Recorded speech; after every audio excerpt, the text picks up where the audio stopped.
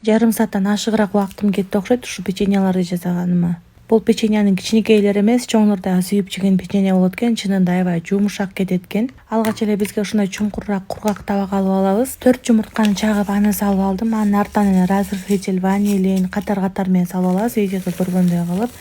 Ылдый жакка дагы жазып коемун толук рецепт, кандай эмне кетти, граммдардан бери жазганга аракет кылам. Баардык азыктарды салып алгандан кийин жумшак камыр жууруп даярдап алабыз. Колго жабышпаган, жагымдуу, жумшак мындай аябай жагымдуу камыр болду. Даяр болгон камырларды тыныктырбай эле дароо эле печеньянын формасын чыгарып баштайбыз. Камырды мынча грамм деп ченегенде эле жокмун, болжолдоп эле тоголоктоп алдым. Тоголоктоп алган камырларды духовканын ичине тизип алабыз. Ысып турган духовкада 200 градуста 20-25 мүнөт аралыгында бышырып алдым. Вилканын жардамы менен ушинтип басып койсок эле печеньябыз даяр болуп чыгат. Рецепт сизге пайдалуу болсо өзүңүзгө сактап алып, жакын көргөн досуңуз менен бөлүшүп кетиңиз.